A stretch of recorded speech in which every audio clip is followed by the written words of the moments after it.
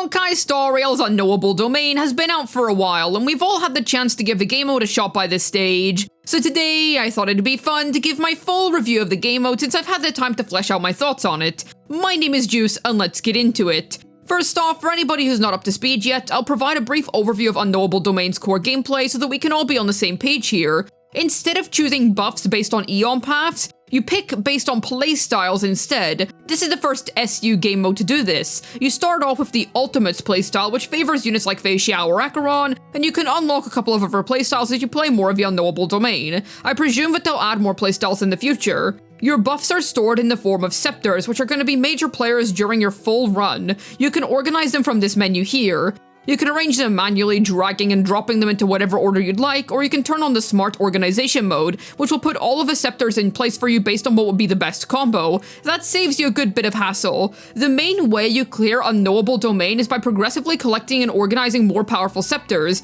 These will end up being the majority of your damage output as the run goes on. Your characters will drive the scepters, activating their abilities through different means. For example, one of the first scepters you encounter is one that procs after you've cast multiple ultimates. The proccing conditions depend on the type of scepter you pick up, and the most common type of scepters that appear will depend on the playstyle that you choose at the start of the game. When you collect 3 scepters of the same type, they fuse together and the rarity of the scepter will increase. The upgraded version will also have stronger effects than what you had before, effectively presenting itself as the main upgrade system in this game mode. You also have supplementary components and passive components. The supplementary ones are strong effects which activate after you proc your scepter, pair them with scepters that match, and you're good to go. The passive ones say it in the name, they support the other 2 variants with their own effects. If you have more than one scepter, you can have them charge next to each other at the same time. Happy days if they have similar conditions in order to proc, since then they'll proc next to each other quite consistently. This is an easy way to gain a ton more damage in your Unknowable Domain runs. You also have wealth planes where you can pretend to be a Venturine and roll on slot machines to try gain additional buffs to add with your scepters. You also get a chest with some cosmic fragments in them. Other SU mainstays such as regular occurrence and combat domains are all here. Much like the other SUs, it also features its own skill tree progression system, which allows you to upgrade the abilities of certain scepters as you submit more of the special coins which you get from playing. These are all focused around, you guessed it, the scepters. Every single node focuses on these, and the more that you upgrade this tree, naturally the easier that this game mode will become, because those are at the very core of how this game mode functions. There are also some nodes which provide your character some boosts, or some that allow you to open an additional slot in your organization roster, allowing for you to run stronger overall component builds within the game mode. Some will also buff both your character's stats and the stats of the respective scepter. You can even unlock more cycles later on down the line. There are also emulation rewards which provide you with a nifty prize of plenty of stellar jades if you collect a certain amount of scepters and components. This mirrors the prize collection systems of other SU game modes. It's a nice extra thing to work towards when trying to farm jades. There's plenty to aim for too, so this should keep you busy for a long time. There's also rewards in the Reorganized Model tab, which prompts you to complete certain challenges in the Unknowable Domain in exchange for, you guessed it, a tidy sum of stellar jades. You get the gist at this stage. Scepters, scepters, and more scepters. They make the Unknowable Domain spin around. Since we're all on the same page as to how this all works, I'll go over some general pros and cons when it comes to this game mode. First off, I really enjoy that you choose buffs based on specific playstyles. It's interesting being able to choose DOT at the start of a run as opposed to picking Nihility, which is a larger umbrella term that doesn't suit every single Nihility character. For instance, DOT buffs aren't going to do much for Acheron, who prefers to play Erudition in base SU. There's a lot of potential with that, and it opens the chance for Hoyo to potentially explore more niche buffs or individual playstyles in the future. Secondly, yes, you can indeed Acheron skip if you'd like. I find that there's a frequent enough amount of technique point vials in between stages if you're just looking to get to the harder checkpoints more quickly. In fact, one nice thing that Unknowable Domain has over base SU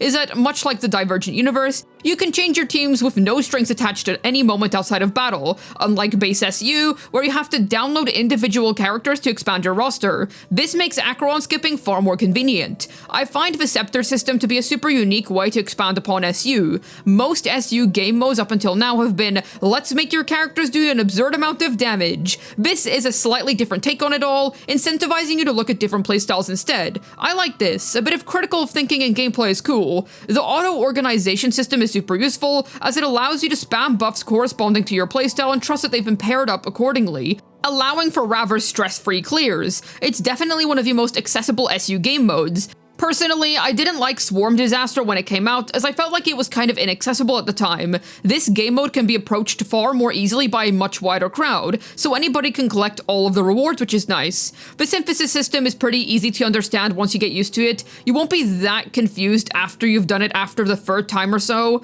Then you can easily get into the swing of upgrading your buffs progressively. Definitely one of the most user-friendly SUs. It's super satisfying when you have multiple scepters charging up at the same time, and they proc pretty soon one after another. I think the main aspect of this SU, which isn't that great, is that if you're a heavily invested player, you're definitely not going to like this as much as the other SU modes. Your builds aren't as important in the Unknowable Domain because scepters will act as your main damage output. If you're the type of person who enjoys SU as a game mode because it allows you to do funny amounts of DPS with your characters that wouldn't otherwise be possible, sadly you don't get that experience here. You do indeed unlock character buffs as you progress up the skill tree, but the game mode is more balanced around proccing the effects of the buffs that you collect. I don't think this is a flaw of the game mode personally, it just comes with the territory of making a game mode where your character's own damage isn't the main front and center thing. With that being said, you can still contribute a good bit of DPS if you've got well-built units. But considering that SU is supposed to be a more accessible game mode compared to APOC, MOC, or PF, I think it's fine that this one isn't as difficult.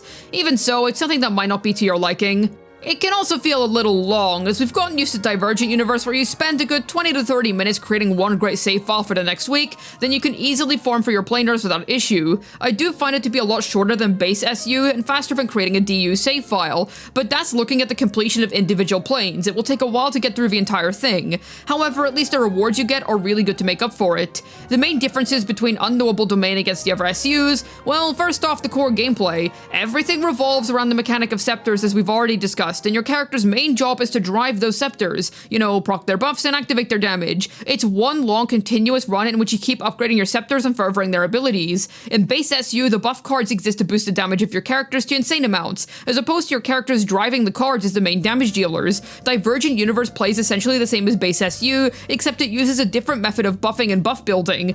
Yet your main goal is to collect really quality curios and buffs to build a super strong save file so that you can quickly wipe out planar ornament stages. They feel quite similar otherwise. To me, the Unknowable Domain flips the concept of what SU is supposed to be on its head and tries to take it from a different angle, by relying on buffs over individual builds, which, as I stated earlier, it's up to you as to whether that's a good or a bad thing. I liked it personally because it was a change of pace, but that's just me.